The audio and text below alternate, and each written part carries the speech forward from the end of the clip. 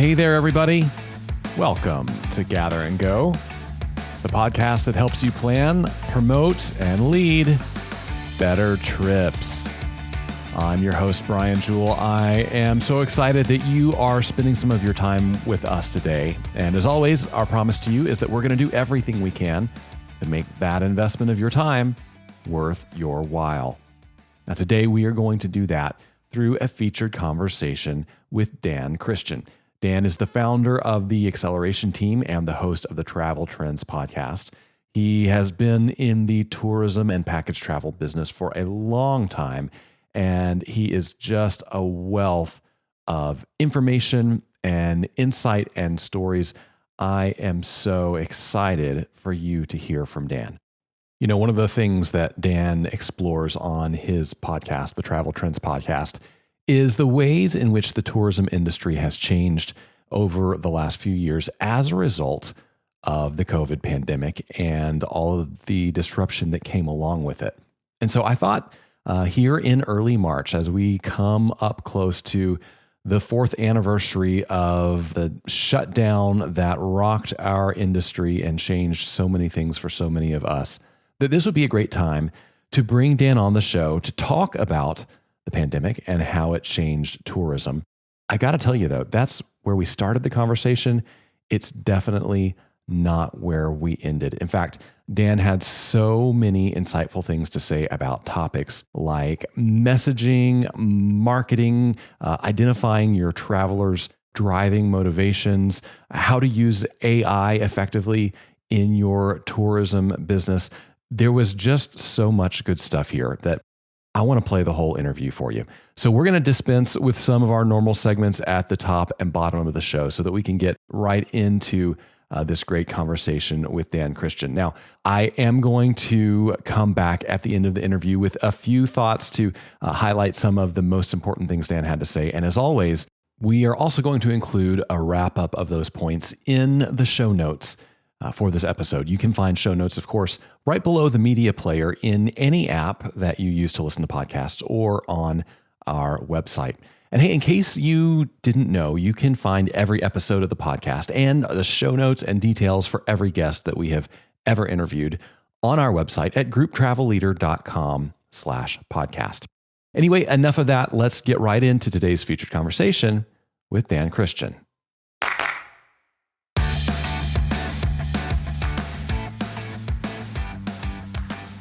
All right, everybody. My guest today is a global executive and entrepreneur with more than 20 years experience in tourism. He was most recently a C-suite executive at the world's largest travel company, where he oversaw 40 different travel brands. Now he leads the Acceleration Team, which helps tourism companies launch and scale, and he hosts the Travel Trends podcast. Dan Christian, welcome to the show.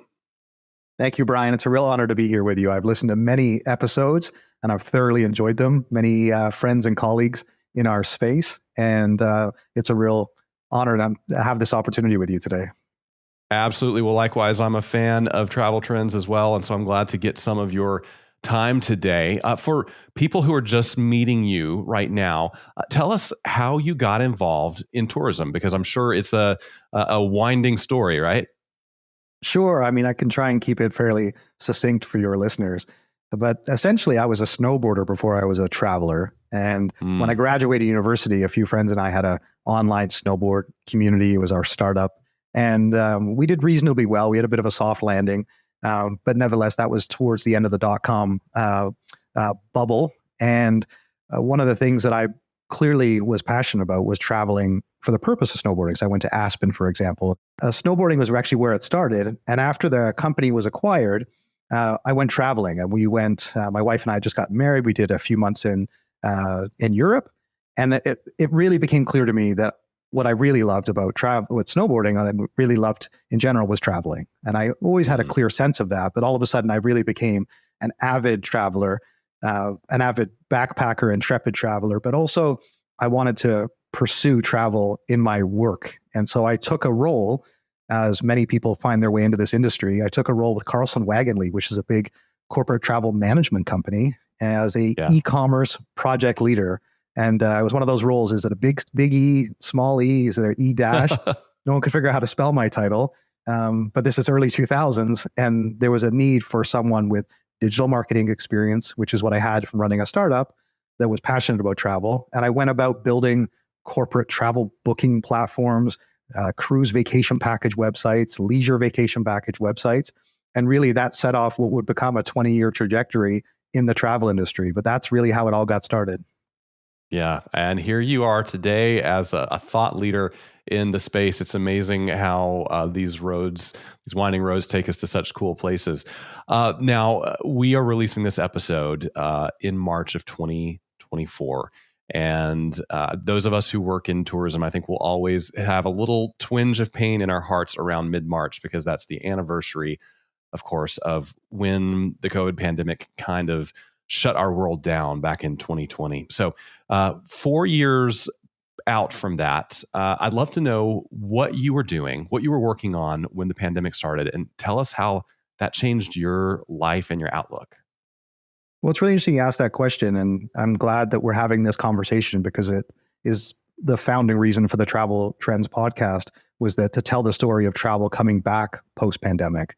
To take one step back, when I entered the industry, it was post 9/11, which was another major tragic event, of course, that really brought travel to a halt, and air travel in particular. And so our industry was severely adversely impacted by those events at the time when I was entering in the travel industry. So I actually entered the industry at a time of crisis, and crisis, as we all know, the phrase creates opportunity. And I saw that from the very beginning. And that at that stage, it was about digitization. And it was really about navigating this next wave of technology and how travel companies needed to prepare themselves as the online travel agencies were becoming predominant and revenue was shifting to online channels. So I went from there to work at Lonely Planet for a number of years, living in Australia, to build out digital projects. And the company was ultimately acquired. And then I worked for G Adventures, moving back from, and this all connects to where I ended up in 2020, which is almost literally 20 years later from when I started in the travel industry, is that I worked at G Adventures for a number of years, which is a global adventure tour operator, very successful company that we really shifted towards consumer direct marketing and really digitally transformed that business. And then I went to work at the Travel Corporation, where I spent nearly a decade, and you mentioned being across about 40 brands. And I loved that role. I loved that company and my team, and really was focused on developing those businesses for the future of travel. And to answer your question directly, I had moved from Toronto, where I'm was based again with my young family. And although I was traveling half the time, the reality was that there was the opportunity was there to move to Los Angeles. We'd opened a new office, and the American market was clearly our largest and most important source market. So I moved my family down to LA, and 7 months later, the pandemic hit. But the interesting thing about the timing of that was that I was a Canadian living in the US with a work visa, not an American citizen. And that's an important part of this story, of course. Yeah. I was on one of my global trips. So I'd been in Australia, I'd been in Singapore, and then I flew to London because that was my route based on the way the business was structured. And for months, I had been preparing from the end of 2019, which was a banner year. I mean, from anyone that went through 2019, we thought, I mean, it was a banner year for travel, and everything had been building towards that. And we were planning for an even stronger 2020. And so for the last few months, I had been working on a 5-year plan. Yes, a 5-year plan, when those used to be a thing. And when the time came to present that, so I was in London getting ready to meet with the board and the key executive team. And I was up late the night before, because that's when Donald Trump made the announcement that all Americans needed to come home. I think it was March 17th.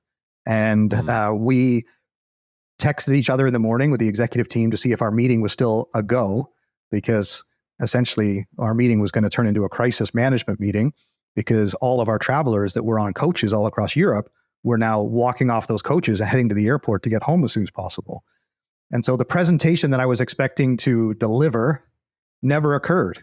And so that 5-year view of the business became crisis management, and became how do we get back to our offices as quickly as possible to reassure our people and manage the business through what would ultimately become, 2 years, 3 years, not just 3 months, 6 months. And it's interesting because I had thought to myself that I would just fly back to Toronto if I couldn't get my flight back to LA. And I got the last flight out on United. I arrived home. It was midnight that the border officials were going to prevent non-Americans from entering in the US. And I had just wanted to make sure I got home to my family. I got home about 7. I thankfully got back in time. I got my bag. I got through customs and I got back to my family. But even at the time, I didn't realize how significant that was. Because if I didn't get home that day, I wouldn't have been able to get back for another year and a half. And so that kind of gives you a sense of just how people's lives, mine included, were upended by the pandemic. So that's where I was. And for those of you listening to that, I'm sure many of you can appreciate where you were 4 years ago as you're listening to this, and how your life not only changed immediately at that time, but the ramifications that would then occur over the next couple of years to all those people, how jobs would change, how companies would change, how traveler behavior changed. And that, in essence, as you know, is why I created our podcast series. But I love this question because it's in those moments where you really discover who you are, what's important to you, family, and many other factors become very clear in terms of where your priorities need to be. And I think that's what's fascinating to see how traveler behavior specifically changed. And then the resurgence, the wonderful resurgence in travel that I know how much you love that as well. Absolutely. So you went on this journey between that time of, holy cow, there's a crisis, and now where you have your own company and you're a thought leader and speaker and expert. So what happened in those crisis years to make you say, hey, I'm going to branch out and do something different and, try my own thing?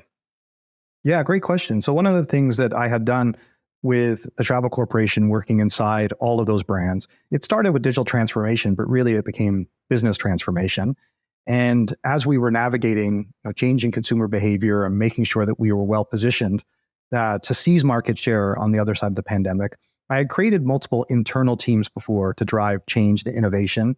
And the team that we created for this specific purpose was called the acceleration team. So I had given names to different internal teams. And the concept that we had come up with was that we needed to bring together the best talent inside the travel corporation globally. You're talking about nearly 10,000 people, but really 3,000 people that are on our platform and network. And these are people that work in sales, marketing, product, operations, accounting. These are the stars. This is like, I use the term Top Gun, which kind of dates myself because yes, I saw the original film in the theater. But I've always loved I didn't call it the Top Gun team. And so we called it the acceleration team. And the whole idea was, how do we make sure that our businesses are prepared for the comeback? Because when it comes back, it's going to roar back. Our chairman knew that, our CEO knew that. And to their credit, they well positioned the business to succeed on the other side of the pandemic. What none of us realized at the time was just how long that would take. Initially, we thought, okay, maybe it'll be 6 months, maybe it'll be a year. And there were a number of false starts. And so the team came together and we implemented a number of initiatives that I'm still remain very proud of.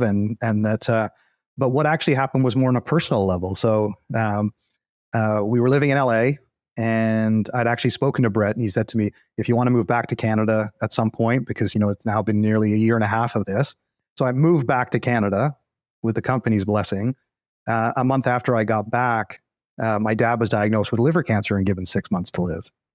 And so the combination of those two events, I know, heavy, right? I took the weekend to really think it through. And what I thought to myself is that I've been giving everything to the company to get the business on the other side of this. If I just continue to do that and I look back and I wasn't there for my dad or for my wife, I would always regret that. And then my decision became crystal clear. And so what's really interesting about that transition is, once I decided to step out of the corporate role, I always knew I wanted to get back to working on a startup again and getting back to my entrepreneurial roots. So I created the acceleration team, which was essentially designed to function in a very similar capacity, but to be able to do it at my pace and be able to select the clients we wanted to work with, build the team. And the incredible thing is that's turned out to be really successful. And, I'm 2 years into running the acceleration team. We're nearly a year into running the Travel Trends podcast. I love what I'm doing. I love the clients we're working with. I love the team that we've put together, and life found a way forward.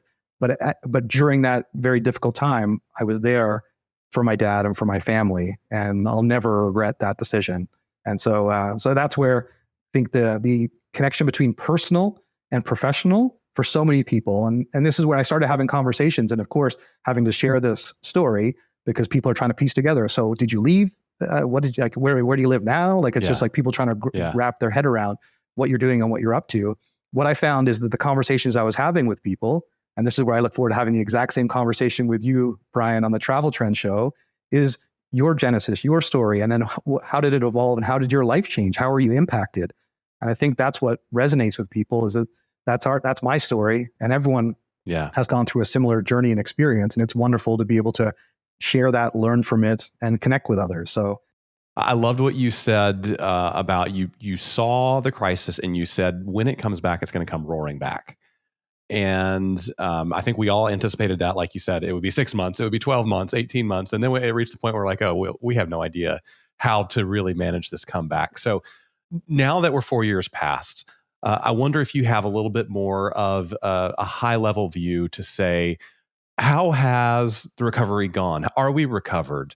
Are there ways in which the tourism industry is still struggling? Yeah, I think our business changed forever, and certain aspects of our business seemingly remain the same when business came back.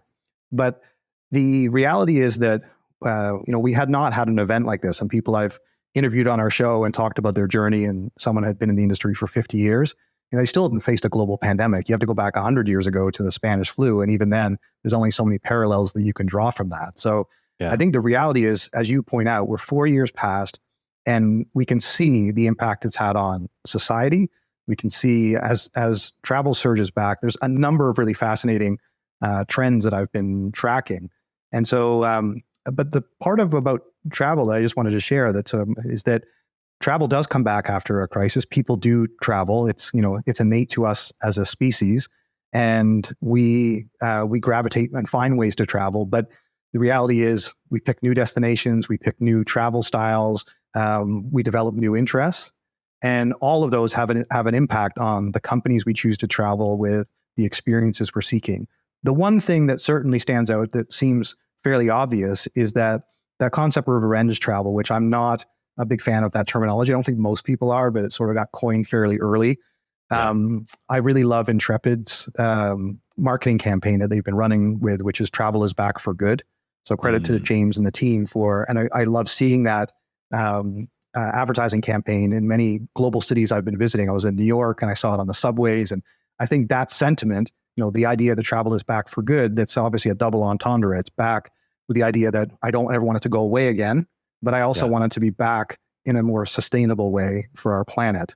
And therein lies two key trends that we've definitely seen on the other side of this. But I think what you saw first was the people who had trip plans that were unable to do them. As soon as they could, they rushed back to do them again. And that's the part that I find interesting about human behavior, which is we are creatures of habit. And there's a certain amount certainly to be said for the fact that you weren't able to do that trip for a period of time. And as soon as it opens up again, you just went ahead and did that trip that you was on your bucket list, was on your dream list. And we saw that for sure in 2023 with the dramatic return of travel to Europe, for example, especially Italy.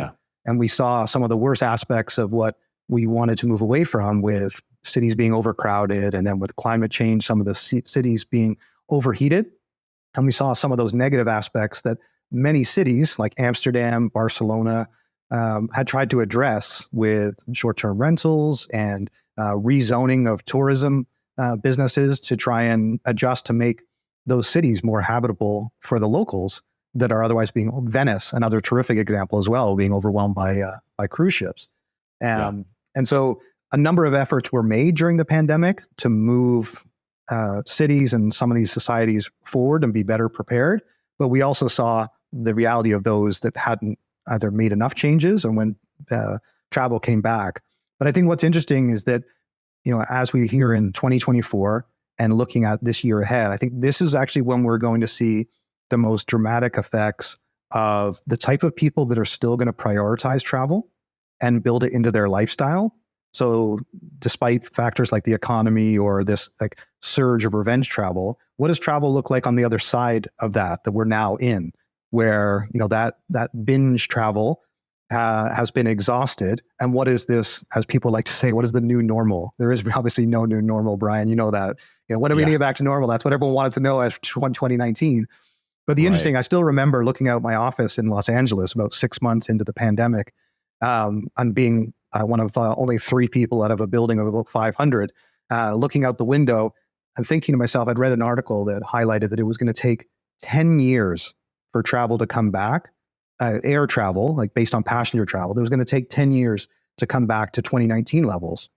And that couldn't have been more wrong, because the reality is those numbers were met or exceeded in 22 and 23. I mean, travel came roaring back, but it wasn't balanced. And so some businesses did well and others didn't. Some destinations came back and others didn't. So it was very inconsistent.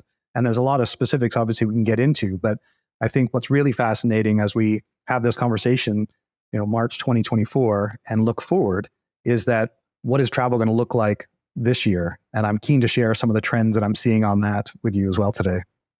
Yeah. Okay. Well, read us into that. What are some of the headlines you think for 2024 in the travel world? So one of them that's overwhelmingly clear is the idea of wellness travel. And wellness travel as a trend, if we look at 2023 figures, we had about 20% of travelers, so literally 1 out of 5, were choosing wellness as a reason for travel. And now I'm sure you, like me, have an idea of when you think of wellness, what that means. I mean, people prioritizing mental health, people prioritizing nature, privacy. And again, those are all long-term shifts, societal changes of what people are prioritizing. So although it might have been the case more rare before that people were going on yoga retreats, I have a good friend that she has traveled only to 3 countries, and she recently went on a yoga retreat to Nicaragua, a country she would never have gone to or thought to go to. Yeah. And she had the most incredible time, but that's because where her yoga group is going, and wherever they go next, she'll be going. So, but the wellness, to stay on wellness before we talk about travel styles, is that if you think about 1 out of 5 people now traveling for wellness, their decisions around the type of experiences they're going to have. And I love this one because this is the one that stands out to me, is you think of wellness as a spa.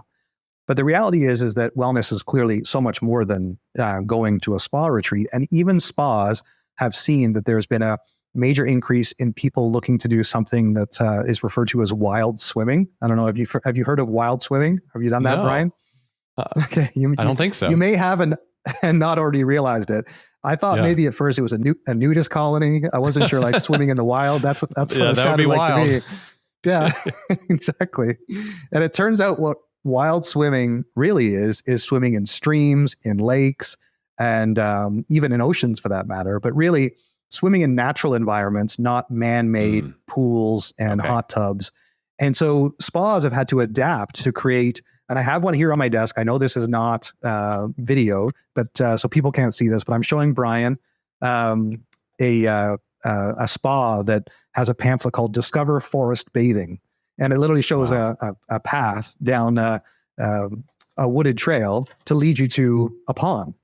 And I just find that fascinating that, why do you need a 5-star resort or a 5-star spa to give you the opportunity to go swim in a lake? But it also kind of gives you an idea of where consumer interest is, that's forcing these businesses to adapt and change.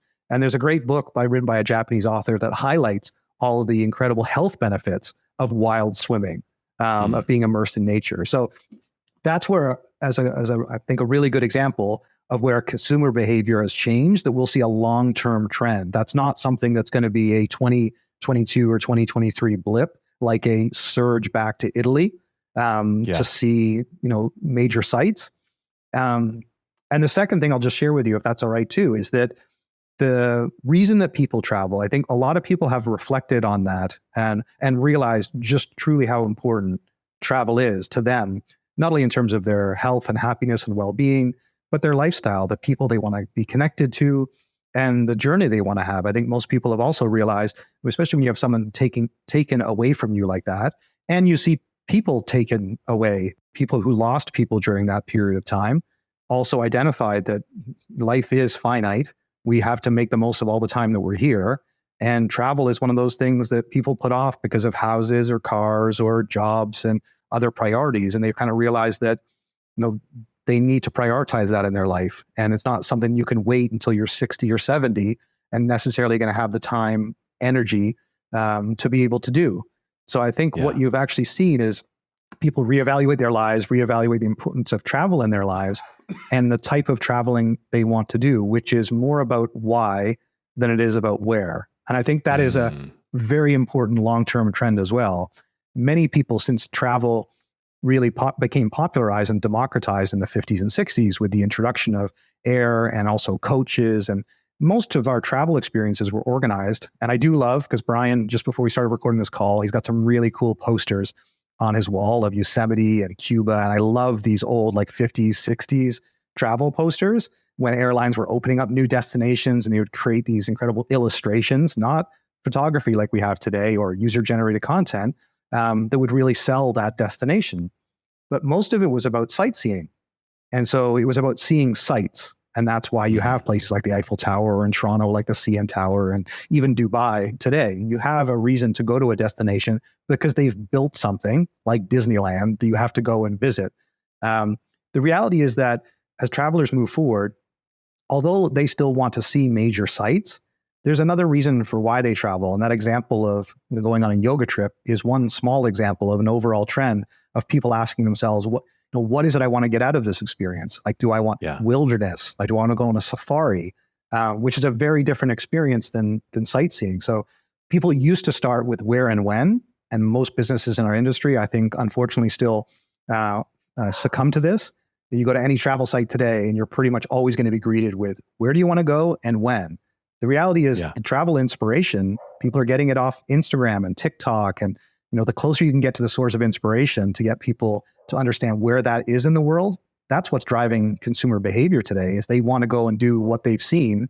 And it's not about just going to an online travel agency and saying, I want to go on a Caribbean cruise, for example. So I think the why, people are asking themselves that question and discovering many new reasons. I'll give you one last one, and then cycling trips, like the rise in cycling trips as one small niche, or even surfing for that matter. These businesses that are serving these what otherwise are perceived to be real niches are creating real business models because there's enough people that are putting their hand up to say, I want to do that. I want to go cycling. Where am I going to go? Japan.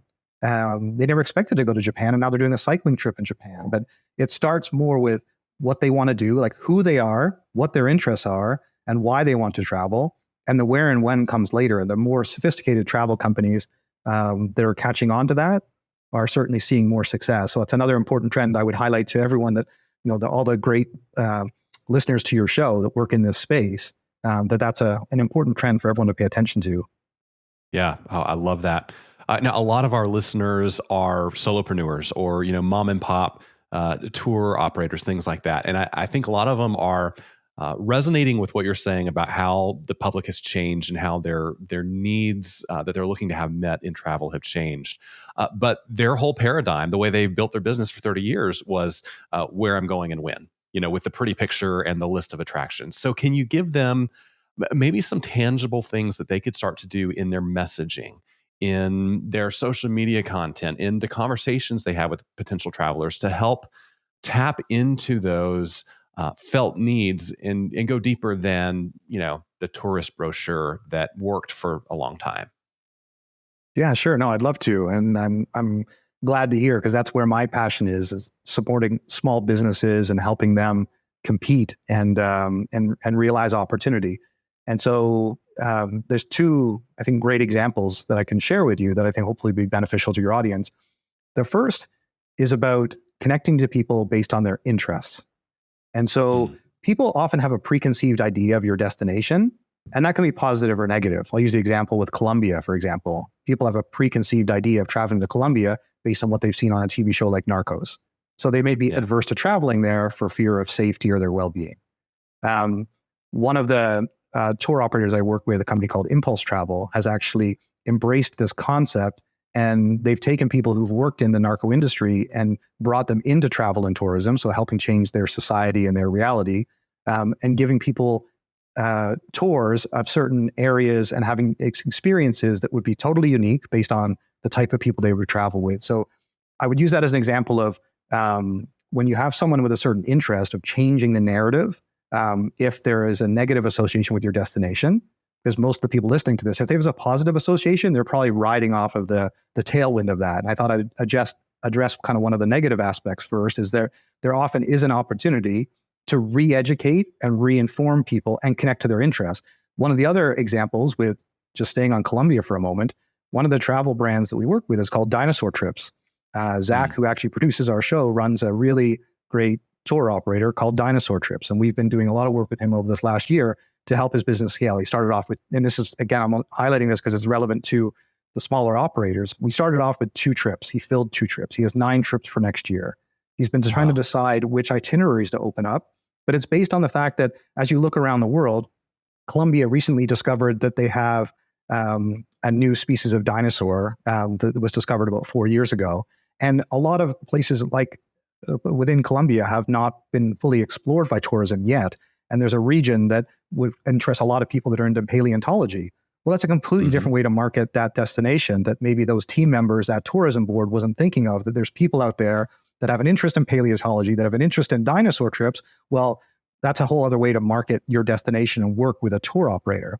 So that's, but really what it comes down to is understanding consumer interests and what consumer interests are, that wellness example that we've already mentioned, trying to tap into the consumer interests, and the point that you mentioned, which is getting us close to the source of inspiration.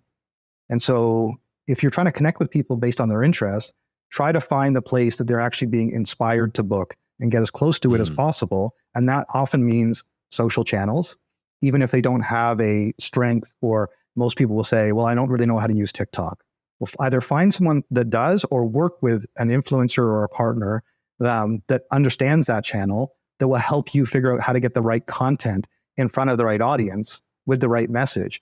Rather than spending on paid media, there's a lot more that these smaller operators can do with their owned and earned channels, as we refer to in marketing, but their own channels. What else can you do with your content to make your business more compelling? And really what it comes down to, Brian, is great storytelling. And that is something that takes some time and effort, but understanding what is the narrative, what is it that you can offer that is truly your unique selling proposition. It's going to connect with the consumer and convince them to book and to take that action. And that's important as well, because what you don't want, what none of us want, is lookers rather than bookers, and people that are just that are being inspired or interested in travel. And so that's what I would highlight to many of your listeners, is trying to get closest to the type of people that are going to convert into booking. So there are more than enough challenges to talk about over the past 4 years. One of the unexpected maybe opportunities that I think took a lot of people by surprise in late 22 was the emergence of AI as an actual viable communications tool, a generative tool. How are you seeing that impact the travel industry? How are smart entrepreneurs leveraging it? Or are there ways where you're saying, this is not ready for prime time, at least in our industry?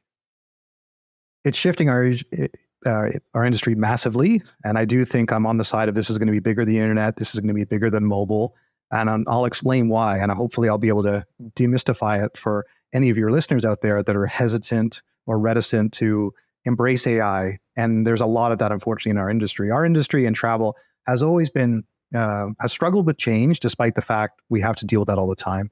But they've also struggled with technology. There's always been a fear of technology. And that perfect example, when I entered the business, that's when this .com boom was happening and everyone was convinced that travel agents were going to disappear.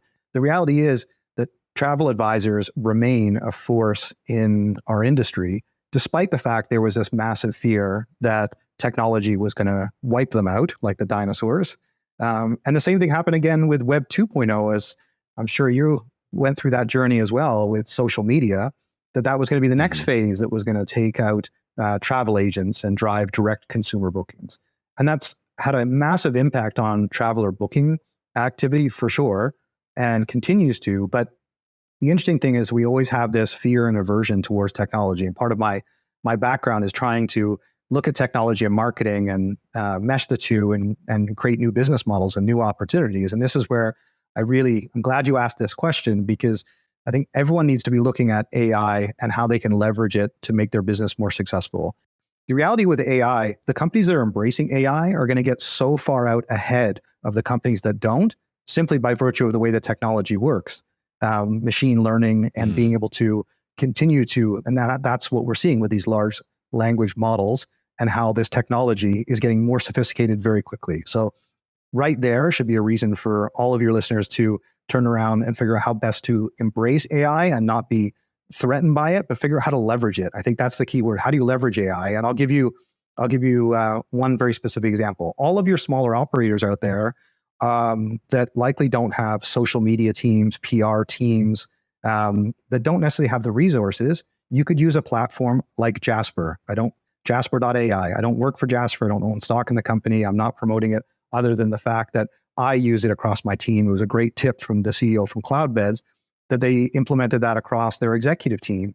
And what I saw is that not only empowering our team, we can do all of our press releases, all of our social media posts, we can generate content for websites, and we can do it at massive scale.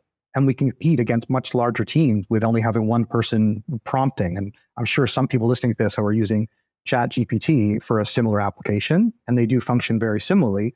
But you'll see that there are specific AI business models that have been created for you to be able to make your business more efficient, for you to manage your time more effectively. So the first thing I would actually suggest, rather than trying to think of the big question about how is AI going to impact your business and is it going to make your business obsolete, I don't think that's the first question to be asking. There are certainly concerns to be aware of, societal impacts, ethical impacts.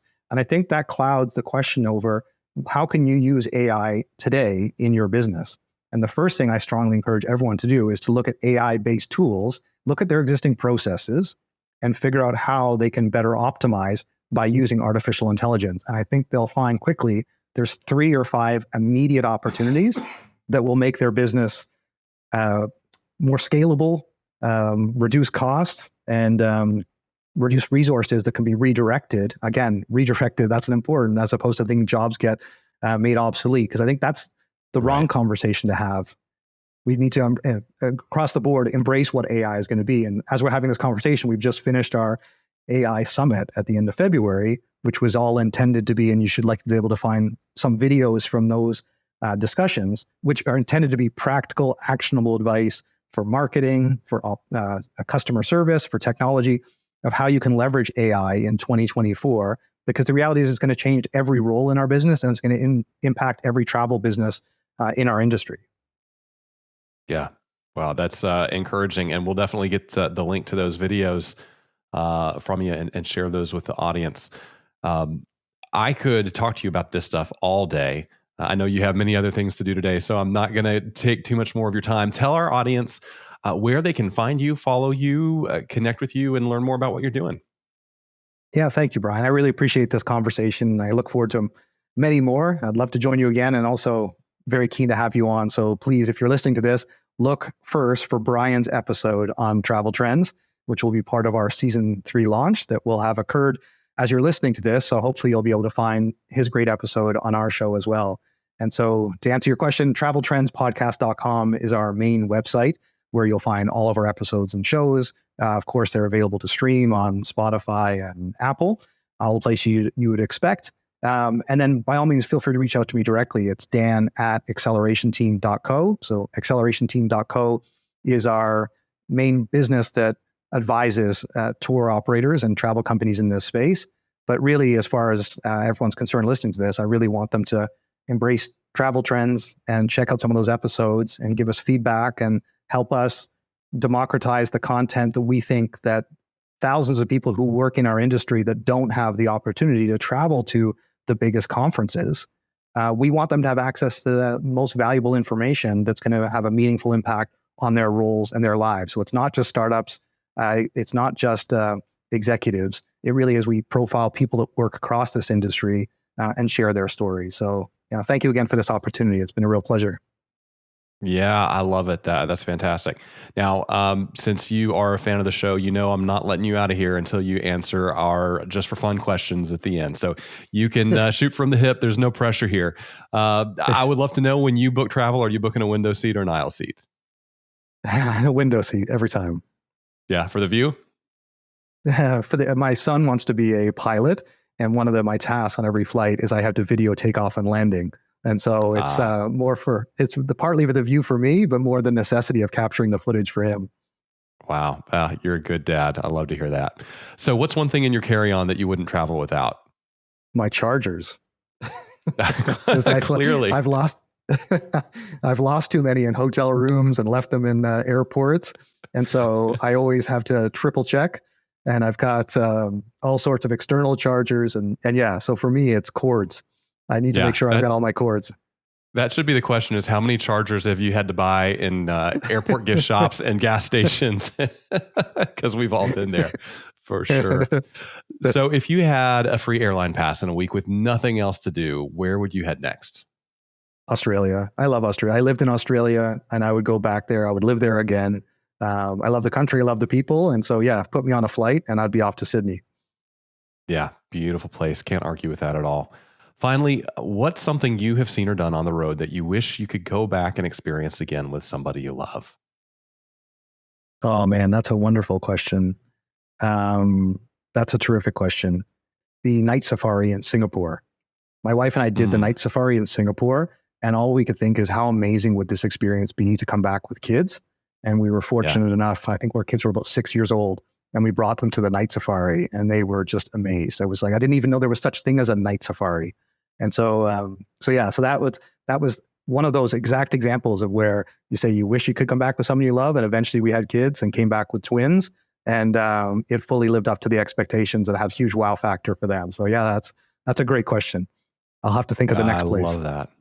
Yeah, fantastic. Well, next time I have you on, you'll have to have a new answer for me there. But man, we certainly appreciate it. This has been so helpful, and look forward to chatting again soon.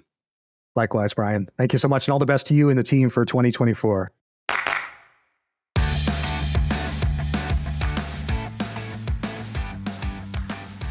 Well, I sure hope you enjoyed that conversation with Dan as much as I did.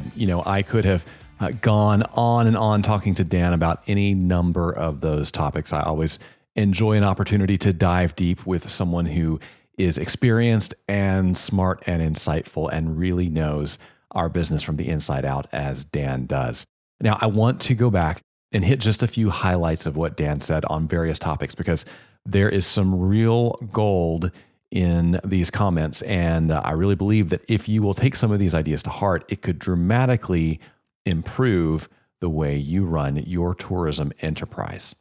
Now, when we were talking about how people are choosing travel experiences these days, Dan said, people reevaluated the importance of travel in their lives and the type of traveling they want to do, which is more about why than it is about where.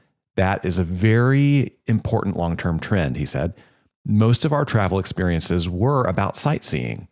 But the reality is, as travelers move forward, although they still want to see major sites, there's another reason for why they travel.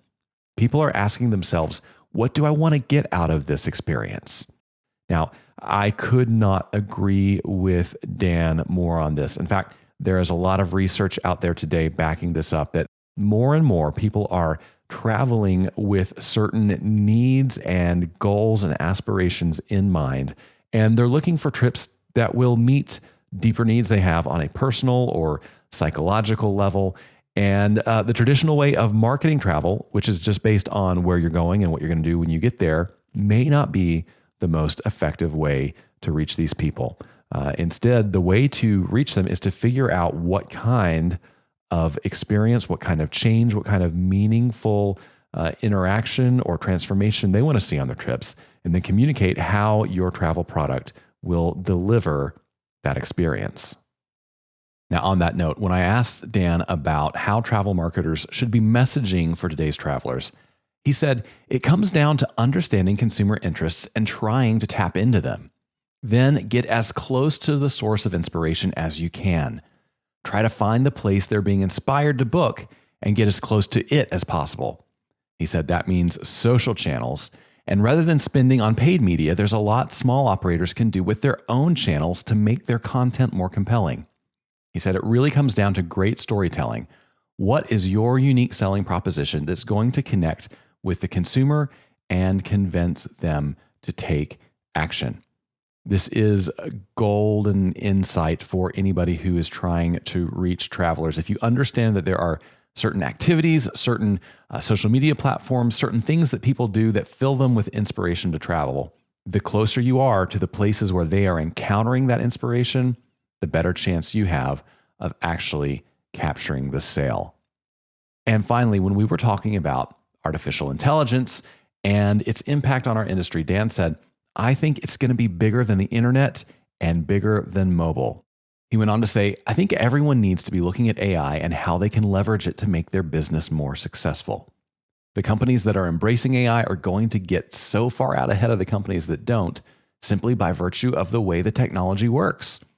And he went on to say, there are specific AI models that have been created for you to make your business more efficient and manage your time more efficiently. I don't think whether AI is going to make your business obsolete is the first question to be asking. You know, I love Dan's approach here because he sees a new technology coming down the pike and says, hey, rather than to be fearful of this, why don't we figure out how we can make it work for us? And yes, there are going to be some disruptions. And yes, there are going to be some changes. And yes, there are going to be some things that we never could have foreseen, some ways this technology changes our business and our lives. But better we be at the front end of it, better to be the ones experimenting with it and figuring out how to use it to really improve what we're doing instead of being afraid of it or hoping it goes away or being too late to the party and losing our competitive edge. What great insight there from Dan Christian. Well, if you have thoughts about the evolution of travel in the post-pandemic world or about artificial intelligence or anything else, we would love to hear from you. You can reach us anytime at podcast@grouptravelleader.com.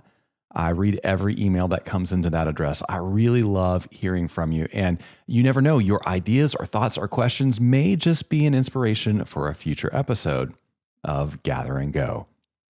And hey, while you're in the mood to give us some feedback, would you do me a big favor? Go to your favorite podcasting app and find Gather and Go, hit that subscribe or follow button, and then give us a rating, leave us a review. That is super helpful. And I am so thankful to everyone who has done that so far. My thanks as well to Dan Christian for joining us. On the next episode of the show, we're going to have a conversation with Jeremy Sampson of the Travel Foundation and discuss his vision for creating a sustainable future for the travel industry. That's an important conversation, and you will not want to miss it. Until then, though, remember this. At the end of the day, we are all on this trip together, so let's make it a good one. See you next time on Gather and Go. Gather and Go is hosted and executive produced by me, Brian Jewell. Our publisher is Mac Lacey. Danya Simmons is our creative director. Ashley Ricks is our circulation manager and graphic designer. Our sales team is Kyle Anderson and Bryce Wilson. To advertise on the podcast, call Kyle or Bryce at 859-253-0455. Gather and Go is a production of the Group Travel Leader. For more information on our podcast, magazines, and events, visit us online at grouptravelleader.com.